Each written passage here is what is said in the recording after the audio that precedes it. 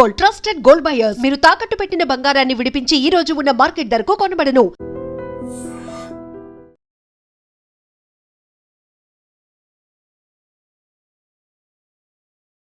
Hi hello నమస్తే welcome back to our channel. నేను మీ వైషు. కొంతమందికి ఫేమ్ వస్తే దాన్ని ఎలాగైనా చెడగొట్టాలని ఉంటారు కొందరు, ఇది ఒక వర్షన్. ఇంకొంతమందికి ఫేమ్ వస్తే దాన్ని వాడుకొని ఎవరిదో ఒకరు సంపాదన తొక్కేయాలి తినేయాలని చూస్తూ ఉంటారు ఇంకొందరు. మరి ఇందులో ఏ కేటగిరీకి వస్తారో తెలియదు కానీ యూట్యూబర్ నందూస్ వాళ్ళ గురించి ఈ మధ్య కాలంలో యూకేలో కన్సల్టేషన్లో ఇప్పిస్తామని చెప్పేసి చాలామంది లక్షలు కట్టామని చెప్పి మీడియా ముందుకు వచ్చి వాపోతున్నారు. మరి ఇందులో నిజమంతా తప్పెవరిది? అంటే యూకేకో యూఎస్కో వెళ్తే వాళ్ళని నమ్మేసి ఇంత డబ్బులు ఎలా పెడుతున్నారు? ఈ విషయం గురించి మాట్లాడడానికి ఈరోజు నాతో పాటు సోషల్ యాక్టివిస్ట్ కృష్ణకుమారి గారు ఉన్నారు. మేడంతో మాట్లాడదాం. హలో మ్యామ్, నమస్తే. ఎలా ఉన్నారు? సో నందూస్ వరల్డ్ సుపరిచిత యూట్యూబర్, అలానే ఈ మధ్య సినిమాలో కూడా చేస్తున్నారు. కన్సల్టేషన్ ఇప్పిస్తామని చెప్పేసి లక్షలు తీసుకున్నారు అని చెప్పి మీడియా ముందుకు వచ్చి చాలామంది మాట్లాడుతున్నారు. మాకు అసలు సంబంధమే లేదు, మాకు వచ్చిన పేరుని చూసి తట్టుకోలేక వాళ్ళు మాట్లాడుతున్నారని చెప్పి వాళ్ళు మాట్లాడుతున్నారు. ఎవరిది తప్పు, ఎంతవరకు నిజం ఉంది ఇందులో? ప్రస్తుతానికి ఇప్పుడు ఆ మాట కూడా చెప్పట్లా. ఓకే, ఎవరో మా మీద కుట్ర చేశారు అనే మాట కూడా చెప్పట్లా. అంటే ఒకసారి మోసం చేయొచ్చు ఎవరినైనా, 2 సార్లు మోసం చేయొచ్చు, 3 సార్లు మోసం చేయొచ్చు, కానీ పదే చేయలేరుగా. ఆ మాటలు చెప్పి కొంచెం కొంతమంది అయినా ఏమోలే పాపం నిజమేనేమో అని అనుకునేలాగా ఒక కవరప్ అయితే చేశారు ఆవిడ. అది కూడా ఉపయోగం లేదు అని అనిపించింది. ఇప్పుడు ఆ స్టేట్మెంట్లు కూడా ఇవ్వడం మానేశారు. అసలు విషయంలోకి వస్తే ఇప్పుడు లండన్ ఎవరైనా వెళ్ళాలి అంటే ఒకటి స్టూడెంట్ వీసా, ఇంకోటి స్పాన్సర్షిప్ వీసా. ఇప్పుడు స్టూడెంట్ వీసా అంటే ఎడ్యుకేషనల్ ఇన్స్టిట్యూషన్స్ ఇస్తాయి. ఏదైనా కన్సల్టెన్సీ ద్వారా ఎడ్యుకేషనల్ ఇన్స్టిట్యూషన్ నుంచి తెప్పిస్తారు, ఇస్తారు. అక్కడ అప్పుడప్పుడు అక్రమాలు జరుగుతూ ఉంటాయి, అది వేరు. అయితే ఈ స్పాన్సర్షిప్ సిఓఎస్ ఇస్తారు. సిఓఎస్ ఎవరు ఇవ్వగలరు అంటే ఎవరైతే కాలేజీలో అక్కడ యూనివర్సిటీస్కి నో అది కాలేజీలతోటి ఆ కన్సల్టెన్సీ వేరు. ఇది సిఓఎస్ ఏంటి అంటే అక్కడికి వెళ్ళి పని చేసుకునే వర్క్ వీసా. Working visa. ఇప్పుడు వీళ్ళు ఏం చెప్తారంటే వీళ్ళు ఒక 6 కంపెనీలు ఫ్లోట్ చేశారు నందు వాళ్ళు. ఈ 6 కంపెనీల్లో మా కంపెనీలో పనిచేయటానికి మేము వాళ్ళని తీసుకొచ్చుకుంటున్నాము, వీసా మేము స్పాన్సర్ చేస్తున్నాము అని చెప్పి లెటర్స్ పంపిస్తాము అని చెప్పి, ఆ లెటర్ పంపాలి అంటే మీరు 20 లక్షలు కట్టాలి అని చెప్పి చెప్పారంట. జస్ట్ ఒక లెటర్కి 20 lakhs అంటే మరి వాళ్ళు పెట్టిన అమౌంట్ అది ఎక్కువ తక్కువ అంటే ఇప్పుడు ఎలదలుచుకున్న వాళ్ళకి చేతిలో డబ్బులు ఉన్న వాళ్ళకి అదేమి ఎక్కువ కాదు. సరే, అందుకు ఇష్టపడే వెళ్ళారు. మరి ఆ తర్వాత డబ్బులు కట్టిన తర్వాత ఫోన్లకు ఆన్సర్ చేయట్లేదు, మెసేజ్లకు ఆన్సర్ చేయట్లేదు, చేతులు ఎత్తేసారు. పైగా ఇది ఒక 4 నెలల నుంచి కొంచెంగా మాట్లాడుకుంటున్నారు.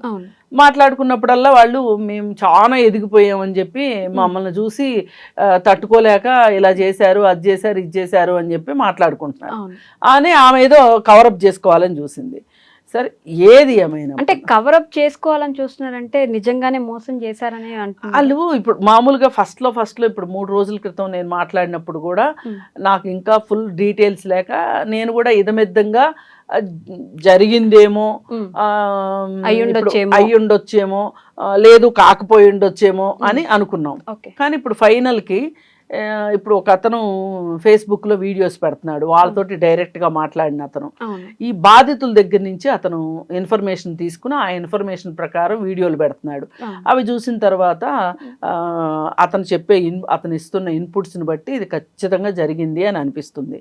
అసలు పైగా వీళ్ళు ఎంత గమ్మత్తుగా డబ్బులు తీసుకున్నారంటే 2024లో వాళ్ళు దాదాపు 1 సంవత్సరంన్నర క్రితం ఇండియాలో ఒక ఫంక్షన్ చేశారు. వాళ్ళ పిల్లల పంచెల ఫంక్షన్ అని చేశారు. ఆ పంచెల ఫంక్షన్లో ఆ వీడియోని కూడా యూట్యూబ్లో పెట్టి దాని ద్వారా కూడా డబ్బులు సంపాదించారు. ఇప్పుడు ఈ సోకాళ్ళు యూట్యూబర్స్ కావచ్చు, ఇన్ఫ్లుయెన్సర్లు కావచ్చు, వాళ్ళ ఇంట్లో అసలు పిల్లి పెద్ద మనిషి అయితే కూడా పెట్టేస్తున్నారు, చూసేవాళ్ళు కూడా అట్లా చూస్తున్నారు.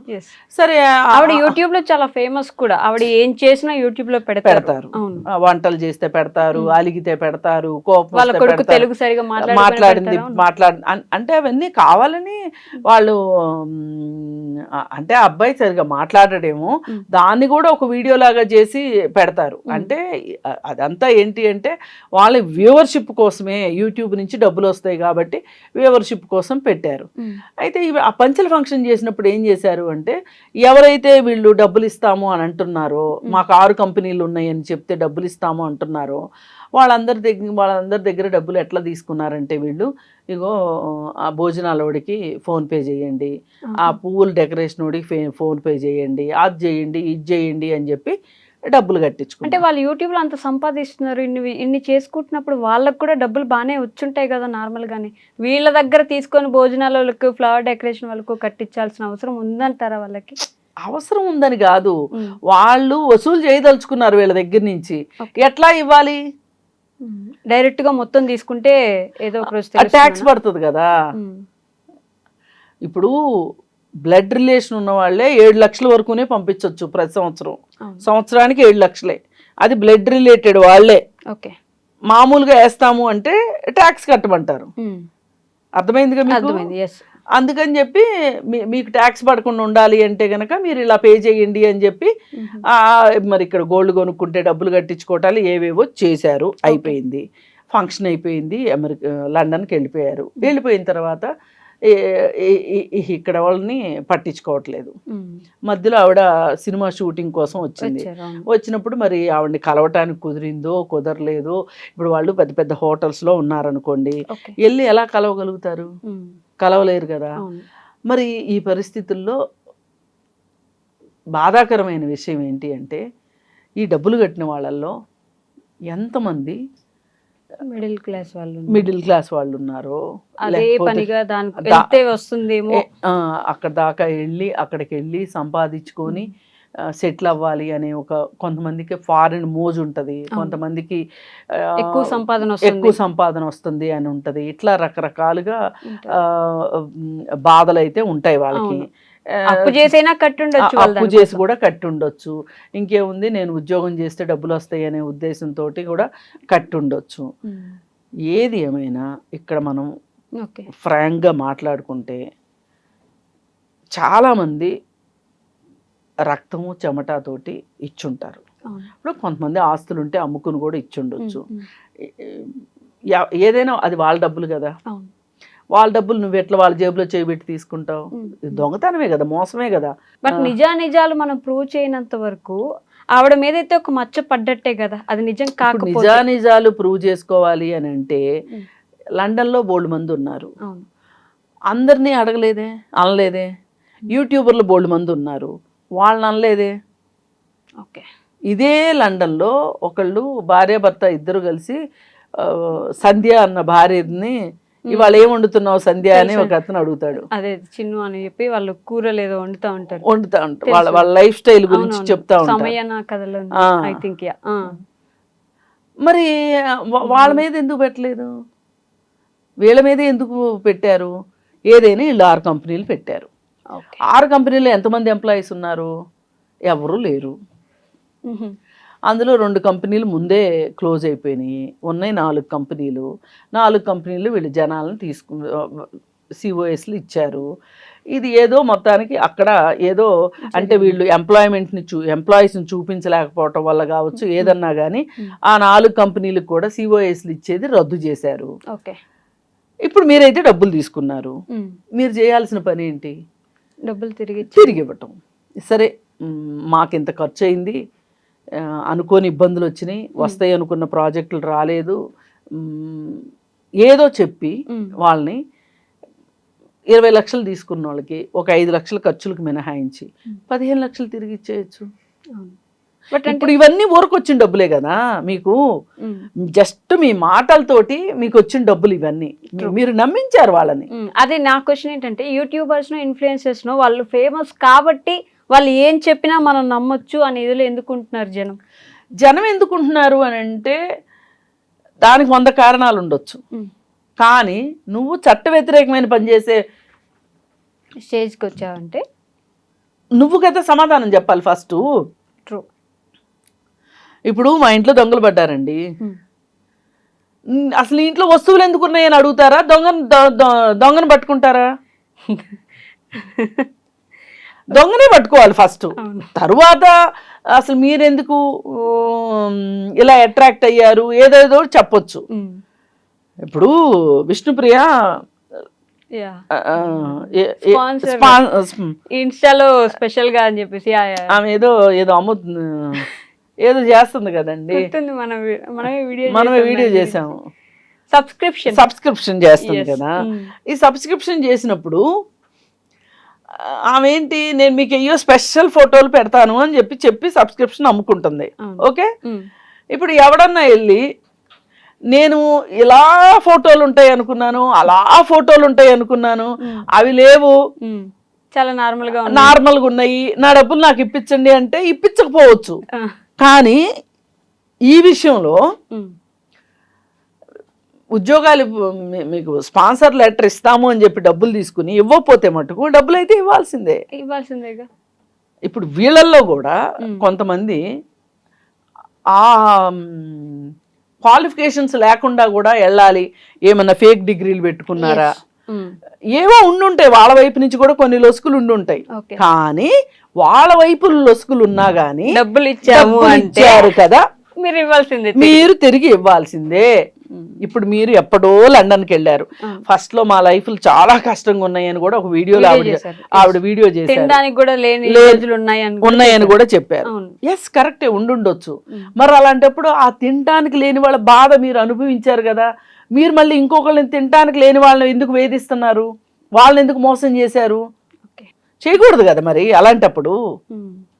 అందుకని ఏది ఏమైనా ఒకటైతే వాస్తవం ఏంటంటే, వీళ్ళు ఈ డబ్బుల్లో సరే ఖర్చులు పోని కొంతమందికి ఇచ్చారేమో రిటర్ను, మనకు తెలీదు. ఏదైనా 5-6 కోట్లు అయితే వాళ్ళ దగ్గర ఉన్నాయి. ఇప్పుడు వాళ్ళున్న పరిస్థితికి లండన్లో ఎప్పుడో వెళ్ళారు, వాళ్ళు సెటిల్ అయ్యారు, ఇండియాలో కూడా ఎంతో కొంత ఆస్తులు ఉన్నాయి వాళ్ళకి. ఒక 4-5 కోట్లు ఇచ్చేశారనుకోండి వీళ్ళకి, మీరెంత హాయిగా బతకొచ్చు. మీకు ప్రశాంతత వస్తుంది కదా. ఆ ఇళ్లలో ప్రశాంతత వచ్చే మాట వాస్తవం.